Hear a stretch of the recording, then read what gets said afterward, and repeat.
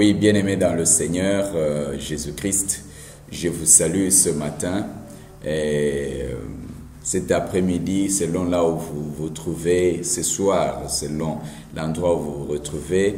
Et je suis l'apôtre Patrick Grace Moulaba. Cette émission se passe en direct de l'Égypte.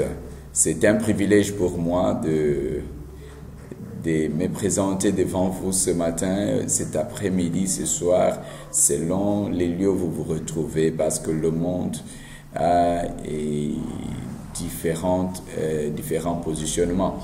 Alors, c'est un privilège que le Seigneur nous accorde pour que nous puissions partager sa parole et puis pour que nous puissions nous redynamiser, pour que nous puissions nous fortifier, pour que nous puissions nous encourager.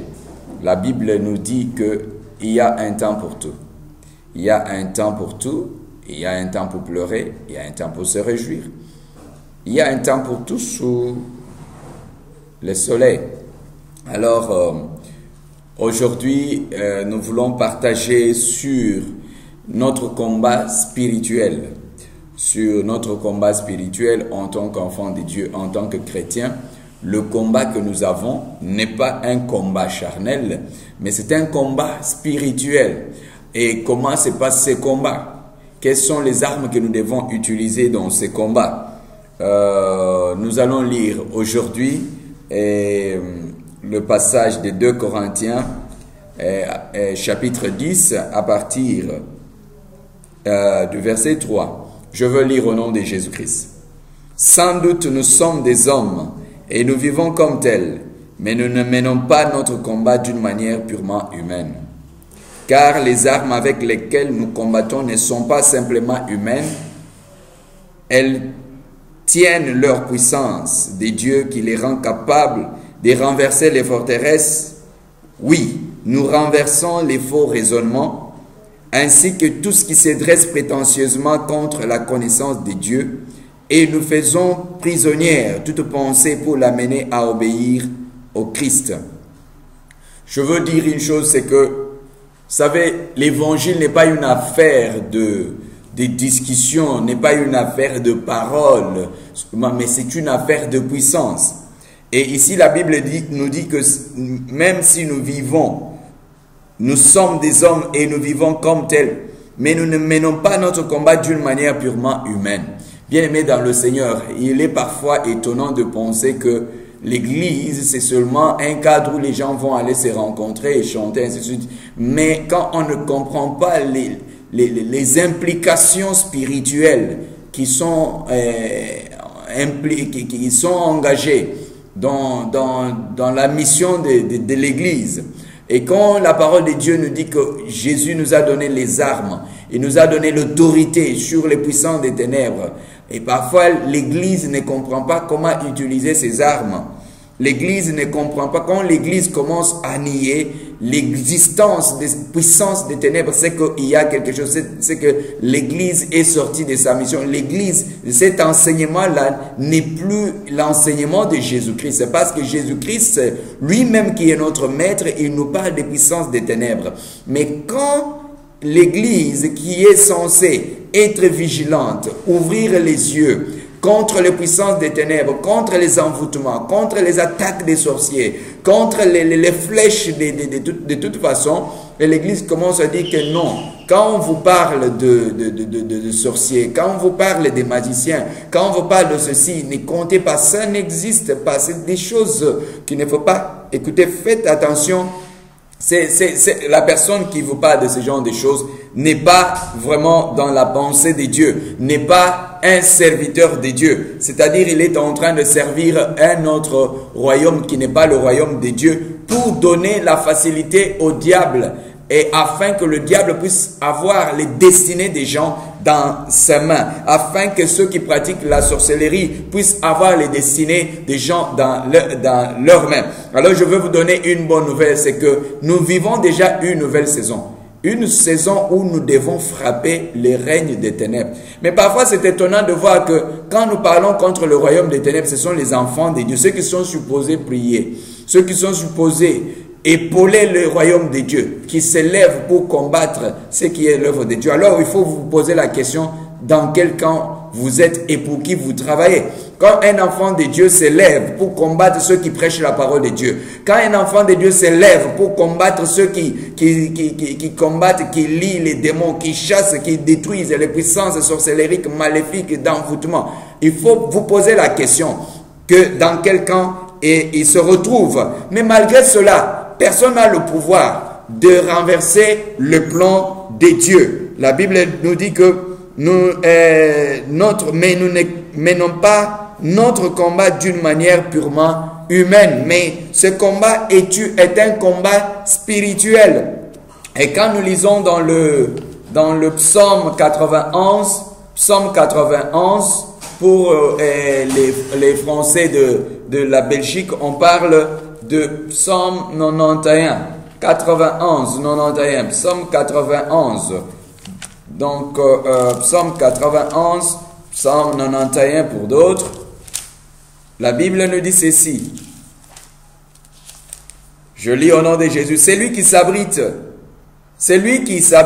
tout près du Très-Haut, repose en lieu sûr, à l'ombre du Tout-Puissant. Je dis à l'Éternel, tu es mon refuge et ma forteresse. Oui, tu es mon Dieu en qui j'ai confiance. Car c'est lui qui te délivre du filet des l'oiseleur, bien-aimé dans le Seigneur. Il y a l'oiseleur, il y a des gens qui tendent les pièges aux vies des gens, aux vies des autres, aux vies des enfants de Dieu. Il dit, de la peste et du fléau. Verset 4. Il t'abrite de son aile et caché sous son plumage, tu trouves un refuge sûr. Sa fidélité est un bouclier, elle est une armure. Tu n'as plus à craindre ni terreur la nuit. Bien-aimé dans le Seigneur, ça c'est la Bible qui parle de terreur la nuit. Verset 5 du psaume 91. Tu n'as plus à craindre ni terreur la nuit. C'est-à-dire, il y a les terreurs qui marchent la nuit. Si quelqu'un t'a dit qu'il n'y a pas de terreur, il n'y a pas les sorciers qui rôdent la nuit, même pendant que je suis en train de prêcher, il y a des gens qui commencent à dire qu'est-ce qu'il veut, hein, qu'est-ce qu'il veut faire, qu'est-ce qu'il veut faire. Nous allons essayer. C'est-à-dire, les concertations spirituelles, les concertations peuvent se faire. Cherchons à tuer cela. Cherchons à freiner cela. Cherchons à détruire cela. Mais je vous dis au nom de Jésus-Christ, tous ceux qui se liguent contre le plan de Dieu, Dieu va vous confondre au nom puissant du Seigneur Jésus-Christ. Parce que personne n'a le pouvoir de stopper le plan de Dieu. Surtout les sorciers n'ont pas le pouvoir de stopper ce qui est de Dieu. Il y a des gens, quand ils m'entendent parler, citer le nom de sorcier, ils disent voilà encore. Voilà encore. Mais oui, la Bible dit, ne laisse pas les sorciers vivre, tu ne laisseras pas la sorcière vivre, tu ne laisseras pas la magicienne vivre. C'est ce que la parole de Dieu dit. Alors, s'il y a des gens qui se retrouvent dans le monde des ténèbres, qui pratiquent la sorcellerie, qui pratiquent la magie, toutes ces pratiques sont condamnées par la parole de Dieu. Et la Bible nous dit que nous n'aurons pas à craindre la terreur de la nuit. Bien-aimé dans le Seigneur, tu ne sais pas pendant que tu dors, il y a la terreur, il y a les flèches qui rôdent la nuit. Et la Bible dit, ni flèches qui volent durant la journée. Il y a des flèches, c'est-à-dire on t'envoie les flèches.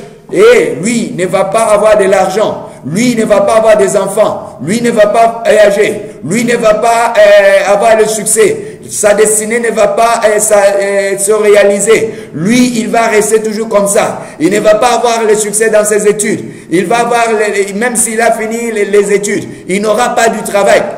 Ce sont des flèches, ce sont des terreurs. Et ce genre de choses, ça se passe dans les réunions des ténèbres. Quand les sorciers, quand les magiciens se rassemblent, quand les gens qui sont là autour de vous en train de sillonner pour savoir qu'est-ce que vous êtes en train de planifier, et avant que vous vous rendiez compte, ils ont déjà frappé. Bien-aimés dans le Seigneur, je vous dis que c'est le moment où les chrétiens doivent être vigilants. C'est le moment où nous devons avoir plus de vigilance.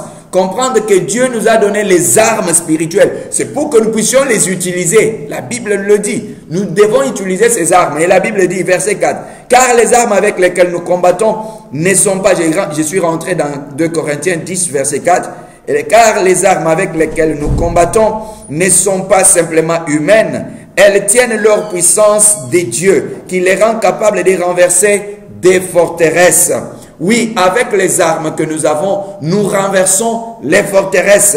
Oui, nous renversons les faux raisonnements, ainsi que tout ce qui se dresse prétentieusement contre la puissance de Dieu. Et nous faisons prisonnière toute pensée pour l'amener prêt à punir. Aussi sommes-nous prêts à punir toute désobéissance. Bien-aimés, nous n'avons pas à combattre contre la chair ni le sang, mais contre les puissances, contre les dominations, contre les principautés, contre les puissances. Alors je veux te dire, bien-aimé, c'est le moment que tu puisses t'élever dans la prière. Si tu étais malade spirituellement, tu étais envoûté quelque part, tu sentais que tu es devenu lourd, c'est le moment pour toi de t'élever dans la prière. Il ne faut pas croire cet évangile qu'on vous dit que non.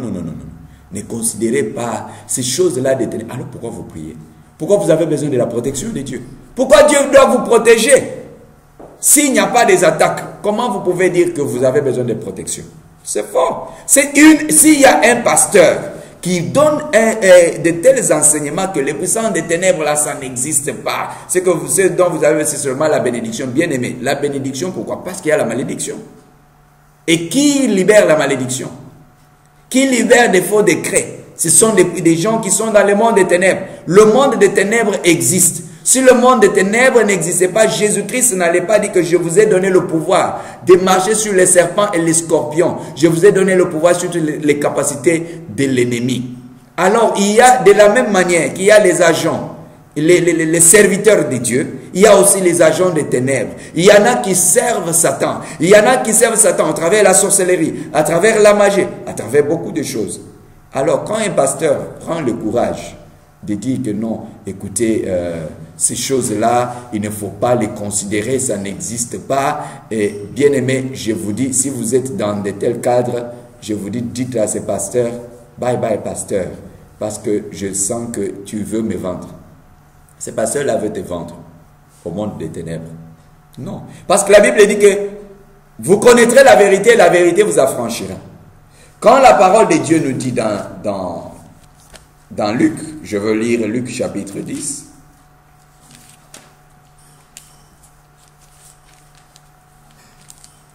versets 18 et 19. Oui, leur répondit-il, je voyais Satan tomber du ciel comme l'éclair. Écoutez bien ceci, il est vrai que je vous ai donné le pouvoir de marcher sur les serpents et les scorpions et d'écraser toutes les forces de l'ennemi sans que rien ne puisse vous faire du mal. Bien-aimés dans le Seigneur, si le monde des ténèbres n'existait pas, Jésus-Christ n'allait pas nous donner ce pouvoir. Ce pouvoir, il ne le donne parce que le monde des ténèbres existe. Effectivement, le monde des ténèbres dirigé par Satan, et Satan équipe ses agents, et ces agents, c'est à travers la sorcellerie, la magie, les envoûtements, que ces gens pratiquent et opèrent tous les jours. Et nous allons, avec la suite, nous allons partager comment ces gens opèrent. Comment ces gens opèrent. D'abord, je peux vous souffler un peu, d'abord par les recrutements et par les informations. C'est-à-dire comment avoir les informations, l'idée de ce que vous voulez faire chaque fois. Et vous pouvez être en train de tourner sur place. Vous pensez que vous êtes en train d'aller de l'avant, mais qu'est-ce que vous faites? Posez-vous la question, c'est très important. Le temps a changé, c'est une nouvelle saison, bien-aimés dans le Seigneur. C'est une nouvelle saison pour que les enfants de Dieu puissent s'élever dans la prière et changer les choses. C'est une nouvelle saison pour que vous et moi, nous puissions nous lever dans la prière. Ce n'est plus le temps de céder à des méthodes rusées, d'accusations, de culpabilité, de calomnie, là où il n'y a pas vraiment, c'est-à-dire vous trouvez que rien, en fait, tout ce qui existe, c'est que il faut accuser ceci, il faut accuser celui-ci, il faut accuser celui-là. Non, nous devons prêcher la parole de Dieu. Nous devons prêcher la parole de Dieu. Et vous allez vous rendre compte que ceux qui passent leur temps à accuser, ils le font toujours dans les balcons. Ils le font toujours dans les chambres. Ils le font toujours en cachette. Bien-aimés, l'évangile doit être prêché publiquement. Publiquement. Et celui que nous prêchons, c'est Jésus-Christ. Et il est venu pour vous rendre libre. Ce matin, pour ceux qui m'écoutent ce matin, cet après-midi, pour ceux qui m'écoutent cet après-midi, ce soir, pour ceux qui m'écoutent ce soir, je vous annonce la bonne nouvelle. C'est le changement de saison. Et je prie pour vous que quelle que soit la situation dans laquelle vous vous retrouvez, que la main de l'Éternel intervienne dans votre vie et que vous sortiez de cette situation. Et vous allez donner le témoignage. Toute puissance des ténèbres qui a envoûté votre vie, qui vous maintenait captif, que vous ne pouviez pas prendre la décision de votre vie, je déclare la destruction totale de cette force au nom de Jésus-Christ. Le temps est arrivé pour que vous puissiez accomplir la mission pour laquelle Dieu vous a appelé. Ne restez pas dans les prisons humaines, dans les prisons dressées par, dans les cadres que les gens ont créés pour vous emprisonner. Et en même temps, j'aimerais aussi prier pour le Congo et pour tous les Congolais, partout où ils se trouvent. Que Dieu les visite, que Dieu les bénisse. Que Dieu bénisse la République démocratique du Congo. Que Dieu sauve notre pays, que la paix revienne dans notre pays. Au nom de Jésus-Christ, il y aura le temps, je veux parler de notre pays, de la transformation qui doit arriver dans notre pays. Nous devons parler, prier, et plus particulièrement aussi, je veux prier pour l'homme de Dieu, le pasteur Coutinho Fernando. Nous allons prier pour tous ceux qui sont intéressés par cela. Vous pouvez vous joindre à moi et nous allons prier pour cet homme de Dieu. Père éternel, nous te disons merci. Nous te glorifions pour tout ce que tu permets, parce que tout ce que tu fais est bon. Je viens prier pour ton serviteur, le pasteur Coutinho Fernando. Je te prie, Seigneur, que tu interviennes dans sa situation, que tu puisses le guérir, éternel Dieu de gloire. J'invoque le sang de Jésus-Christ dans sa vie. Père, toi le Dieu des miracles, toi le Dieu des prodiges, fais sortir ton serviteur de cette situation difficile dans laquelle il se retrouve. Tu connais toute la vérité autour de ce que ton serviteur est en train d'endurer aujourd'hui. Père, dans ta puissance, je te prie que tu puisses agir et que tu puisses les sortir de ces liens au nom puissant du Seigneur Jésus-Christ. Je prie pour tous les Congolais. Je prie, Seigneur mon Dieu, que tu donnes aux Congolais la conscience de l'amour, la conscience patriotique. Et je prie pour tes serviteurs, tous les pasteurs congolais, tous ceux qui te servent. Éternel, donne-leur le cœur d'amour, le cœur de pardon. Enlève les haines, les rancunes parmi les pasteurs. Au nom puissant du Seigneur Jésus-Christ. Éternel, intervient. Sauve le Congo. Guéris le Congo. Je prie, Seigneur mon Dieu, que tu bénisses tous les Congolais. Souviens-toi des enfants, des femmes, des hommes qui souffrent à l'est de la République démocratique du Congo. Nous prions, Seigneur Dieu, que la paix vienne. Nous prions aussi pour tous ceux qui sont victimes directes et indirectes des conflits en République démocratique du Congo. Père, daigne intervenir, daigne donner la paix, daigne donner la guérison.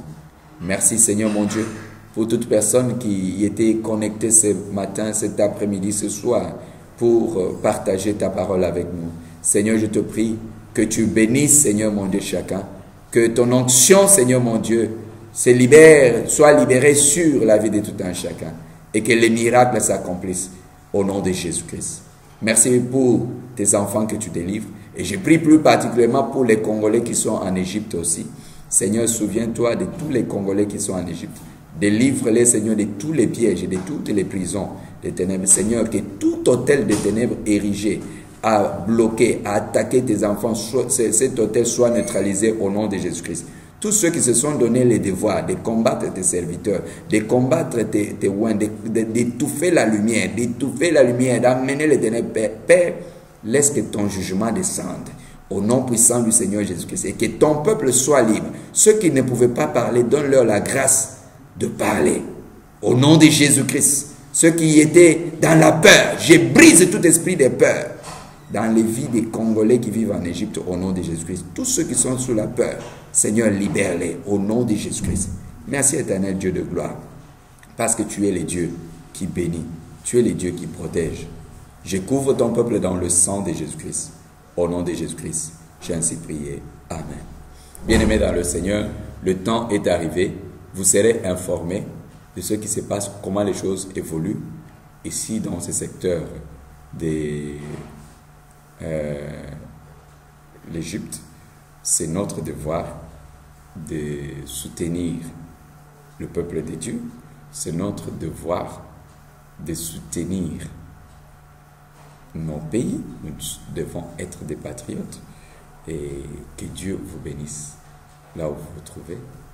Et ça a été un privilège pour moi ce matin de partager avec vous. Et à plus. Et je vous rappelle que cette émission que nous appelons en anglais Kingdom Business, en français nous l'appelons Affaires du Royaume. C'est Affaires du Royaume de Dieu. C'est-à-dire à travers cette émission Affaires du Royaume de Dieu, nous aurons l'opportunité d'amener aussi d'autres serviteurs de Dieu qui seront avec nous sur le plateau. Et nous allons partager, ils pourront prier pour vous en direct. Ça sera en anglais, en français, dans les différentes langues. Et même aussi donner l'occasion à tous nos bien-aimés qui se battent d'une manière ou d'une autre pour que les choses puissent changer. Donc, je vous bénis tous au nom du Seigneur Jésus-Christ, tous ceux qui se tiennent pour le bien des autres. Que Dieu puisse vous bénir au nom de Jésus-Christ. Soyez bénis. Amen. Donc, je vous promets que nous allons nous retrouver dans la prochaine. Que Dieu vous bénisse.